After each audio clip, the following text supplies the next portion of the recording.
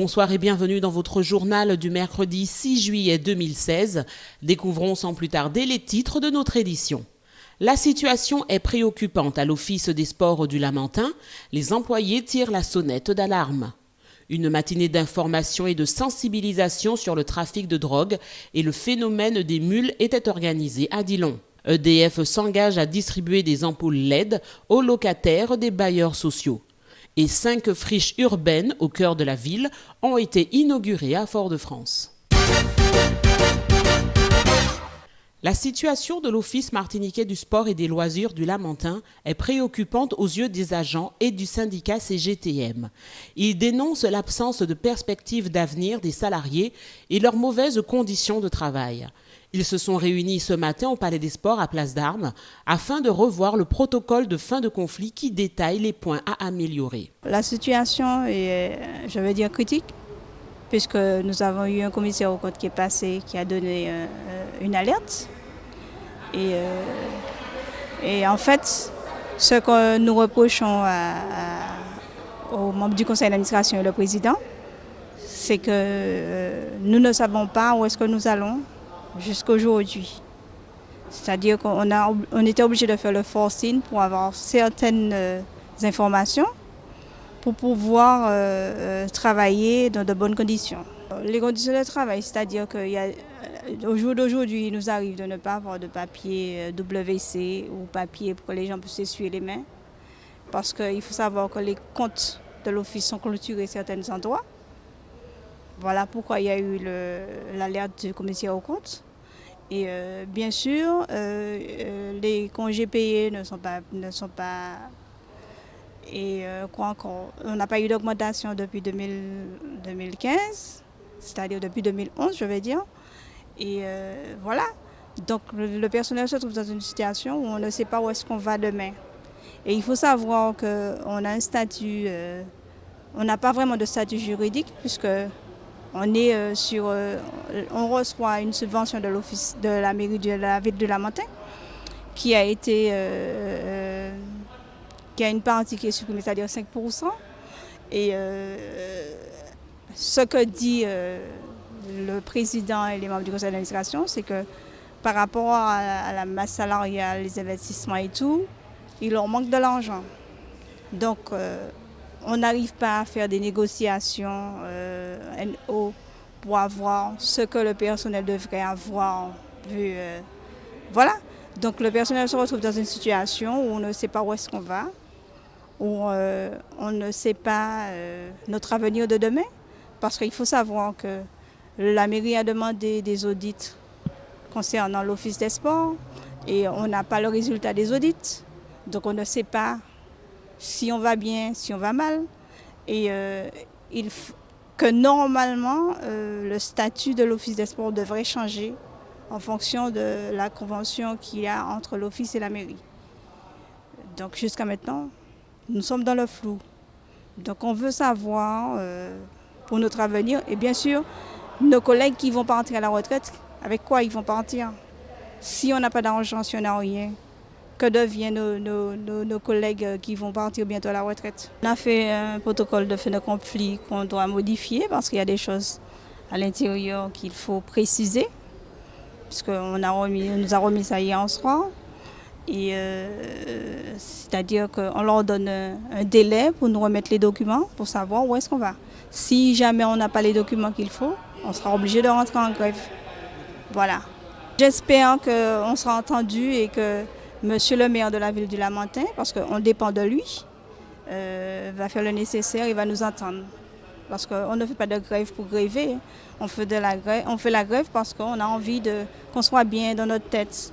Parce que les collègues ne savent pas où est-ce qu'ils vont et vous savez bien que ça va créer un stress. Et chaque personne a comment je vais dire ça,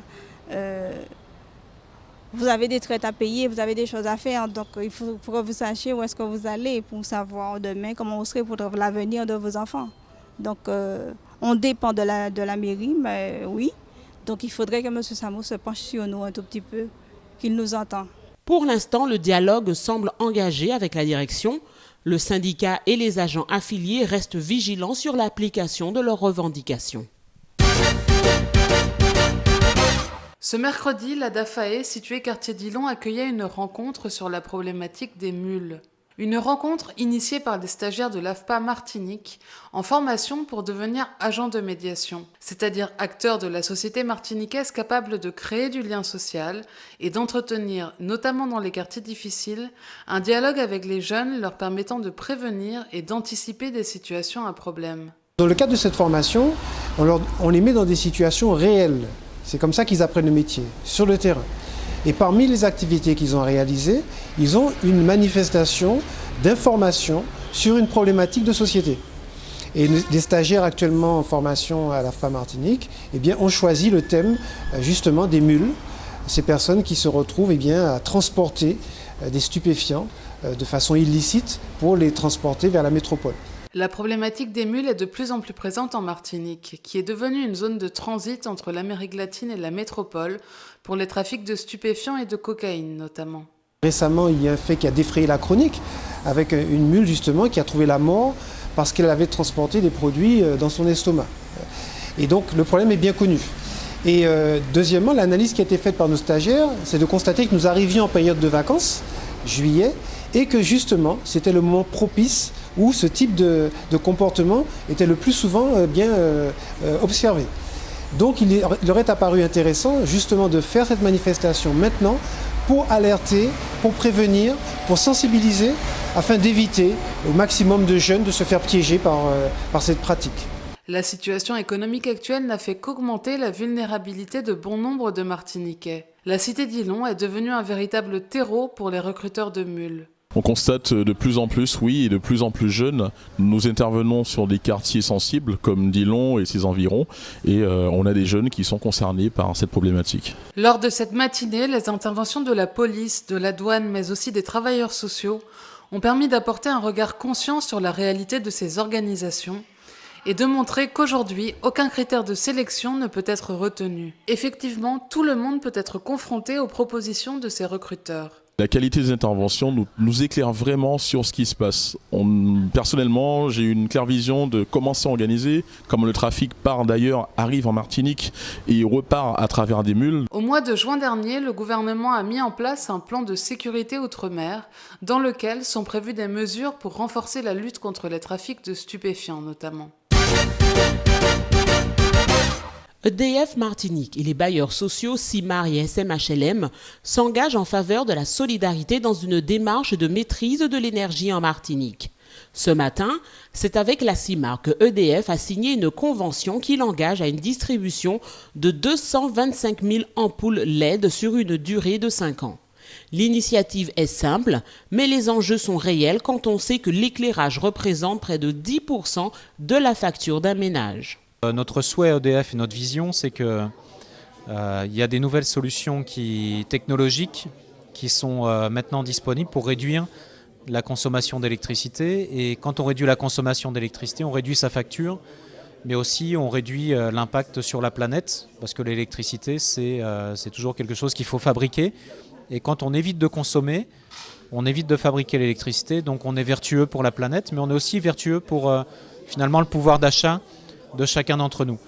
Et dans le cadre de ce programme, comme on sait qu'il y a ces nouvelles solutions, finalement elles ont un prix d'achat qui, pour les gens qui sont en situation de fragilité, les gens qui sont démunis, finalement c'est pas facile d'accéder à ces nouvelles solutions.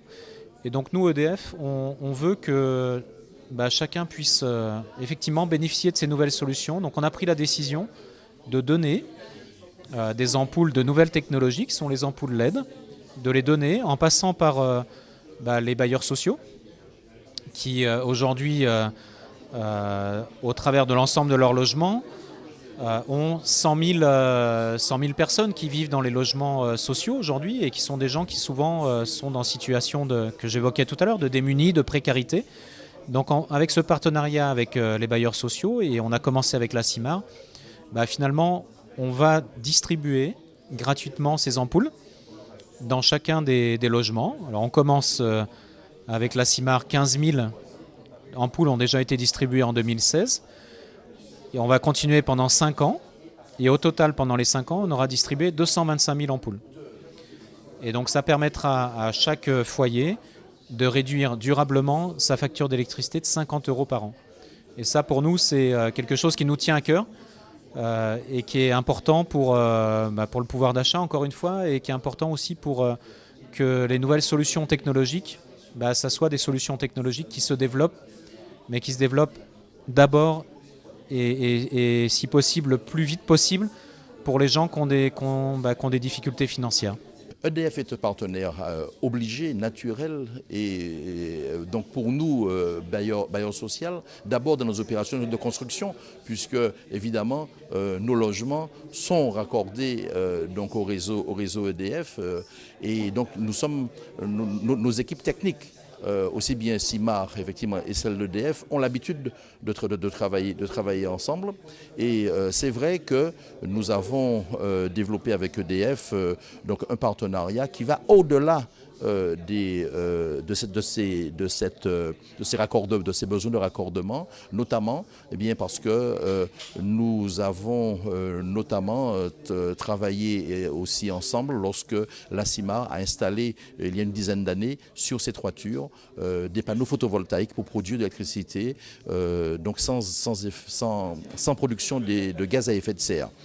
Voilà, donc tout naturellement, c'est vrai effectivement que nous avons répondu oui à EDF parce que la stratégie d'économie d'énergie, mais aussi effectivement de recherche d'économie pour nos propres locataires, au niveau effectivement de leurs factures, au niveau des charges également que nous pouvons refacturer, notamment pour l'éclairage des communs, a rendu tous ces éléments ont rendu tout à fait intéressant pour nous, donc notre engagement aux côtés d'EDF.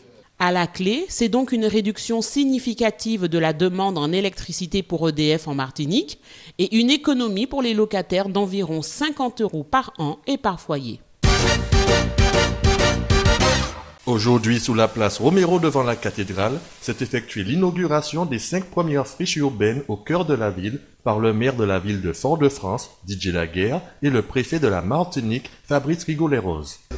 Dans le cadre de la revitalisation du centre-ville, dans le cadre de l'amélioration de l'attractivité de la ville, nous avons eu l'idée d'aménager les délaissés urbains, les dents creuses comme on les appelle, pour faire des aménagements qui soient provisoires, puisqu'il y a des projets d'aménagement qui prennent du temps à mûrir, mais en attendant que ces dents creuses puissent permettre à des artistes de s'exprimer et en même temps permettre d'améliorer la qualité urbaine. Et donc nous avons, avec le préfet, fait appel à des entreprises privées qui ont accepté de prendre en charge les coûts d'aménagement. Et donc tous les aménagements qu'on va visiter aujourd'hui sont financés par des entreprises privées. Ici c'est ILO, on a Orange, on a la Sara, on a EDF, on a la Fondation Parfaite, on a Albioma qui construit l'usine biomasse au Galion, qui sont des entreprises donc, qui ont accepté de s'engager dans ce partenariat avec la ville de Fort-de-France pour améliorer la qualité urbaine, l'esthétique urbaine et faire en sorte que cette ville continue de se développer dans son délire. Et nous allons créer un parcours touristique pour faire visiter tous ces délaissés urbains. Nous en avons 5 de réalisés, 5 autres qui sont en préparation, qui vont donc être réalisés également. Et nous avons des mécènes qui sont prêts à les financer. On a voulu faire appel à des artistes martiniquais. Donc on a un jeune artiste qui signe de son nom d'artiste Non, qui fait un travail extraordinaire avec des aérosols et qui nous fait des ambiances, qui nous crée des ambiances. Ici on est sur une architecture traditionnelle, ailleurs on est sur un aquarium qui est très réaliste. On a finalement des tableaux, ce ne sont pas simplement des aménagements, mais ce sont de vrais tableaux, de vraies œuvres d'art qui sont données à voir aux passants, aux touristes, aux Martiniquaises et aux Martiniquais qui fréquentent cette ville. Et ça permet ainsi aussi de faire pénétrer l'art dans le cœur de la ville. Et ça aussi, ça fait partie de nos objectifs. Cette inauguration est le fruit du projet Les Dents Creuses, permettant la transformation des façades en ruines en espaces artistiques. C'est Samuel, étudiant au campus caribéen des arts, connu sous le nom de Non, qui s'est chargé de l'exécution artistique du projet. Tout d'abord, c'était un appel d'offres auquel j'ai répondu. Malheureusement, mes collègues n'ont pas pu se joindre au projet, et vu que le travail a plu, donc on va dire une chose en amène une autre, donc c'est moi qui finalement je suis sur la continuité du projet. C'est après discussion avec les personnes qui dirigent le projet, donc après dialogue et tout, et finalement c'est axé sur le côté local, que ce soit au niveau des architectures créoles ou les portraits en temps longtemps. Je travaille à l'aérosol, Généralement, je n'hésite pas à mélanger les techniques, mais sur les friches, uniquement de l'aérosol. C'est inspiré dans tant longtemps, des photos en noir et blanc, des métiers qui ont disparu ou qu'on ne retrouve plus vraiment aujourd'hui, comme ce soit la vendeuse de sorbet, le coupeur de bananes.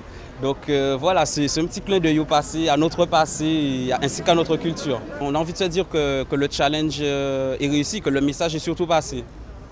Et que, vu que le travail touche beaucoup de personnes, donc c'est quand même une plus-value, c'est le petit bonus. Le jeune artiste guadeloupéen a travaillé en étroite collaboration avec Dominique Bouret, directrice du service de l'aménagement et de l'architecture de la ville. Et c'est ainsi que s'achève notre édition. Rendez-vous demain à 19h20 pour une nouvelle page d'information.